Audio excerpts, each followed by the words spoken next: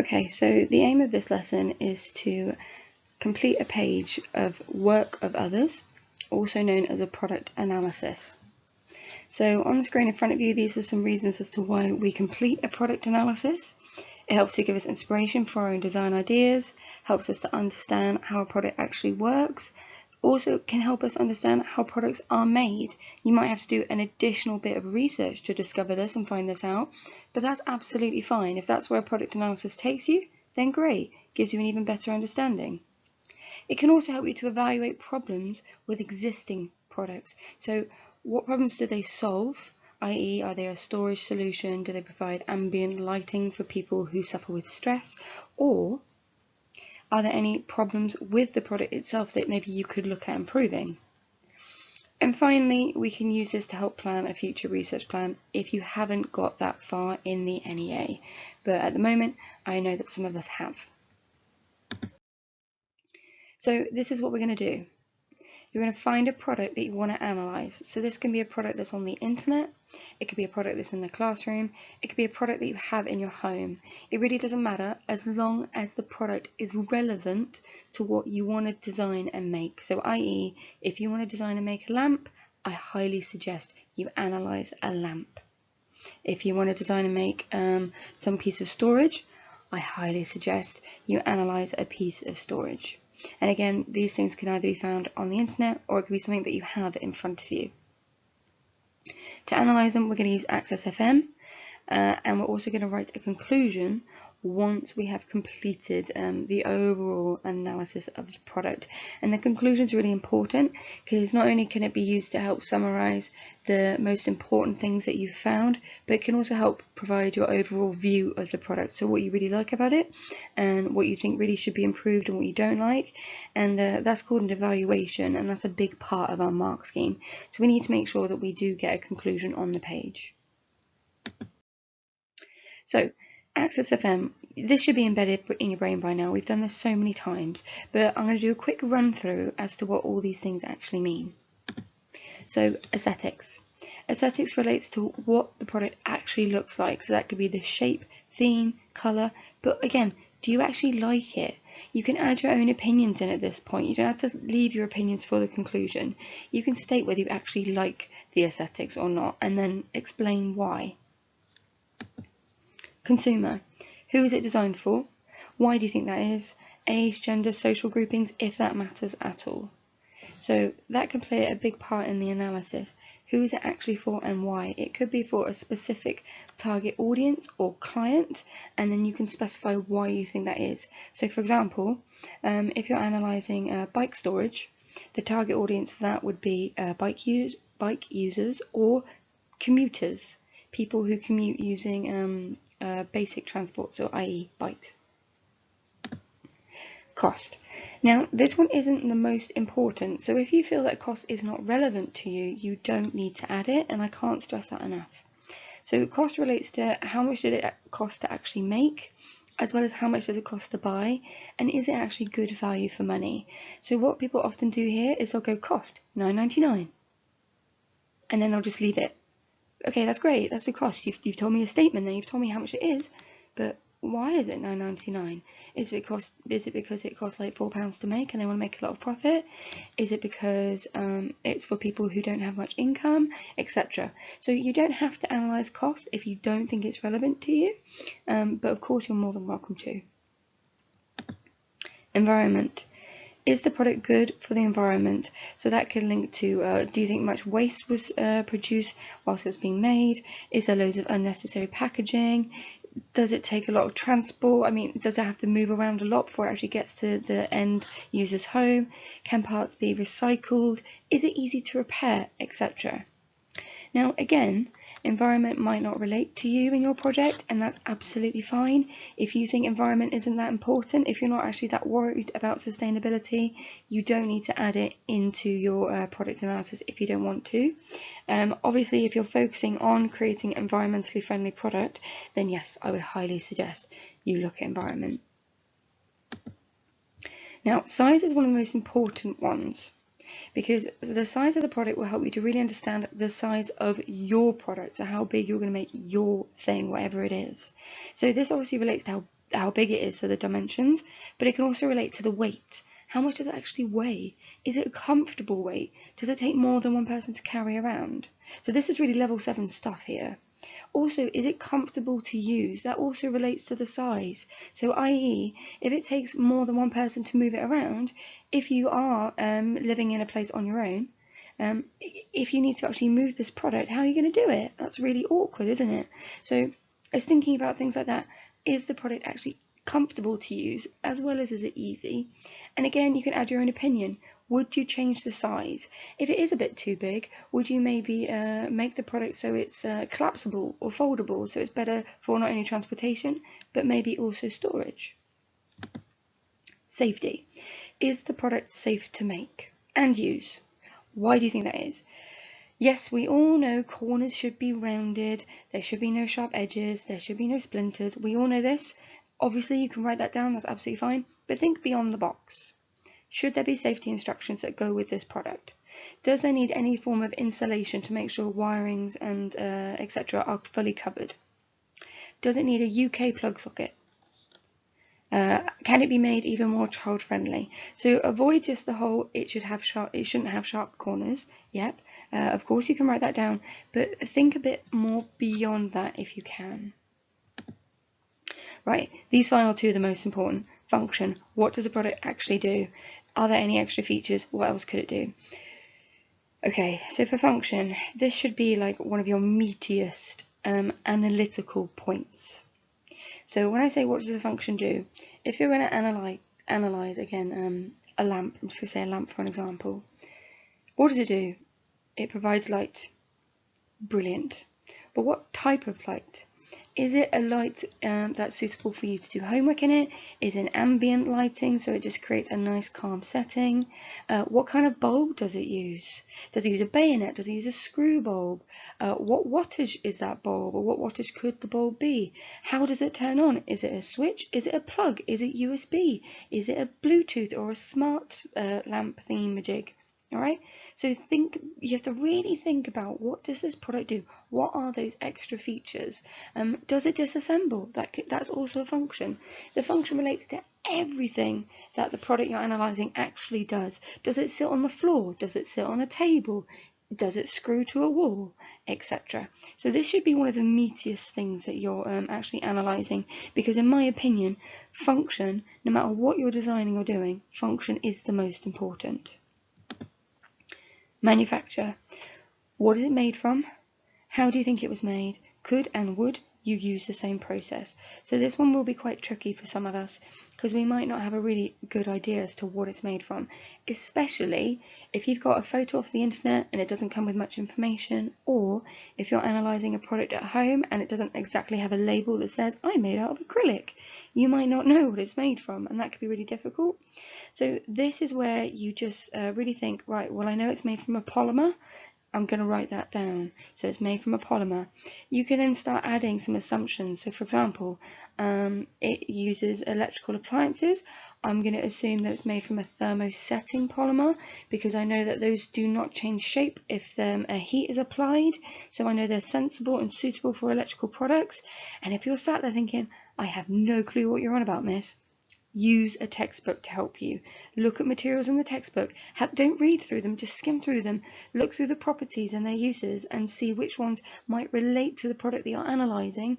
And then you could suggest, right, well, even though I don't know this verbatim, it could be this material because. And that shows really, really good subject knowledge. So that's going to get you in those higher bands. And if you're at home and you have no clue, Google. I just suggest you Google it. So if you're analysing a product at home, hop onto Google, find a similar product, doesn't have to be the exact same, find a similar and see what those are made out of. So I wanted to show you a waggle of a product analysis.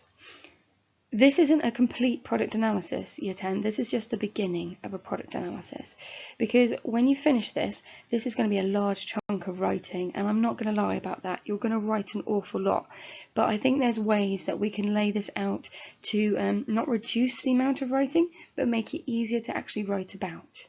So the first thing I want you to do I want you to analyse your product using all those questions from Access FM that I've just shown you, unless you think some of them might not be relevant, for example, cost environment. But I don't want you to think about sentences at this point. Just start making bullet point lists. Just start looking at statements. So for example, I've put, for aesthetics, I've put grey, dull, subtle, not very attractive. A really quick bullet points, just 2 statements. That's all I've done. If I bring you to function, which is near the bottom of the screen, function, I've put protects bike from weather conditions, collapsible, roll-up door / entrance, holds 2 bikes. So I'm just doing a really quick bullet point list of my thoughts at this point. We will expand on those later on, but the first part of this product analysis, just do a bullet point list under those headings, please and thank you. So please add these headings, they make it so much easier to understand your work, so do use those. Just to create a bullet point list first of all, and then I'll show you how to turn those into sentences. Okay, so task 1 for this lesson is to find an image of a product that you want to analyse. Again, this could be off the internet, it could be in a catalogue, it could be a product that you have around you in your surroundings. You're then going to copy and paste the image onto a slide on your PowerPoint, or if you're working on or if you're going to analyse a product you have in front of you, take some photos of it. If you're taking photos, I would take an isometric view, an above view, a side view. If it has batteries, for example, take a photo of that. Like, take a photo of all the key features, and then we could take these images off your phone and put them on your PowerPoint. If you're working on paper today because you don't have access to PowerPoint, again, that's absolutely fine. Just do your work on paper, and we can either take a photo of that and put it onto your PowerPoint directly, or we can type it up at a later lesson. So please don't panic if you don't actually have access to a computer today. And then you're going to create that bullet point list of what the product is by using Access FM. So you're going to complete what we've just gone over. So just a little reminder, at this point you don't need to worry about using full sentences. We will work on that later on, but if you'd rather go straight into using full sentences, that's absolutely fine. Task 2. So what we're going to do now is we're actually going to look at expanding on those bullet points you've just made, which I'm going to do on the next slides. Okay, so the next part of this product analysis is taking those bullet point notes and actually turning them into full sentences, which I'm going to show you here on the screen.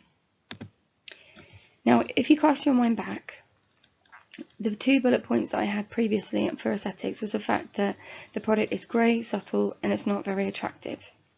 Now, in the aesthetics section, the words in black are the words that I've taken from my bullet point list. This is what I've written. This product is grey and subtle, which doesn't make it very attractive. So all I've done there in red is I've given my analytical point, which is what this is, a basic introduction. This product is grey and subtle, which doesn't make it very attractive. That's my first sentence. In blue, I've then explained my thought a little bit further on. So I've put, this could be seen as an additional safety feature, as it might not attract attention, meaning there might be less chance of theft. So I've taken my opinion, which is in red, and I've explained why I think that might be a good thing. So essentially I've said a WW, what goes well. And then in green at the bottom, I've put how I could use this for my own product. So I've written, for my own product, I will need to research what colours would be suitable for a particular client / target audience. So 3 sentences, but that's a really good analytical point, because I've made my statement, which is in red, I've explained it, or I've elaborated on it in blue, and in the green, I've put how this information actually helps me, how will I actually use it. I'll do one more for you guys. Okay, so again, cost. The things in black is what I had in my bullet point list. The thing is in red is my opening or my starter of this sentence, of this analytical point. Thing in green is my opinion, and thing in blue is how I can actually use it. So this product costs $39.99. This is quite expensive for people with low income / pocket money. I feel this is a good value for money as it does look secure and that it would last a good period of time. So there I'm justifying the price, or why I think that price might be what it is.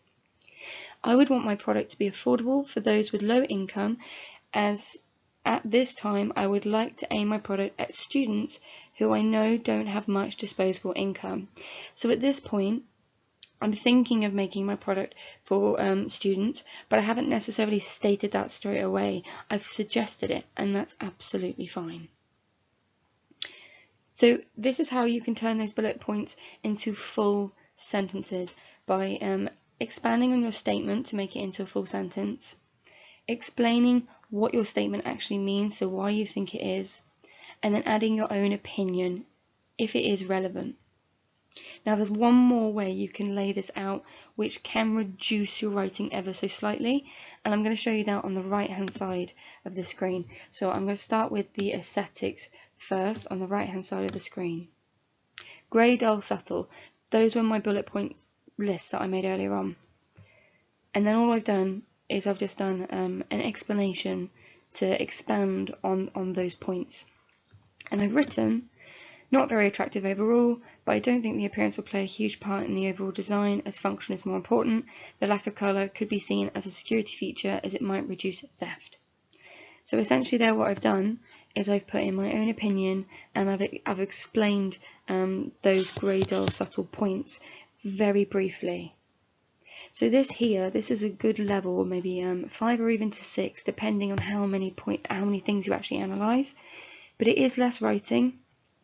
It's clearer, it's quick, it's to the point. So this is another way that you can lay out this work to expand on those bullet points. And I'm going to show you one more. I'll show you cost, and I'll leave you to have a go. So cost, $39.99. Expensive for people with low income / pocket money. I want my product to be more affordable, so I'll need to choose materials carefully. I can use cheaper materials but not lose quality. Boom, done, that's it. So again, I've taken my bullet point and I've just expanded on it to say why I think is that price, and then maybe what I would need to do. Very brief, short sentences, less waffle. You could say there's less waffle there, but I think a good analysis. So the things on the left of the page, these bits here, I would say this is kind of your levels 6 pluses. Actually, no, that's a lie. 7 pluses maybe, because by using this kind of structure, you can add more information to it. Whereas this one, at the moment, 6 pluses. So there's only like a level difference. And to be perfectly honest, you can use this writing style on the right here. You can use this writing style. Just add more to it. Just add more points and elaborate a little bit more. You can do that. Okay. Moving on. So give it a go, guys. Give it a go. This slide can be left on the screen for you, obviously without all the scribbles on it. I've put some sentence starters at the bottom in yellow, so if you're not too sure how to start your sentences, if you want to use full sentences to introduce your point, like I did on the left-hand side, they're in the yellow box. Please feel free to use them. That's not a problem at all.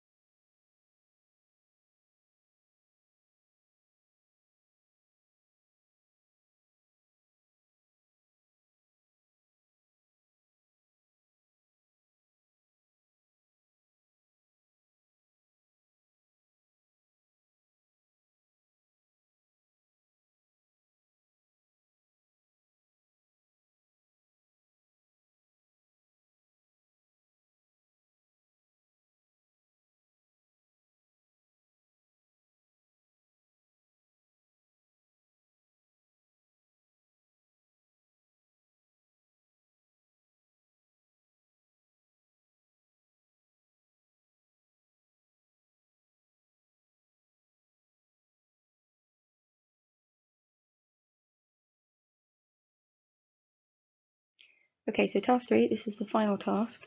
I'm really sorry that I don't have a waggle to show you here, guys, but hopefully you'll have a really clear idea of what I'm going to ask you to do. So now that you've finished your analysis, I'd like you to write a conclusion that summarises the key points that you found, but also adds any other opinions that you didn't add previously.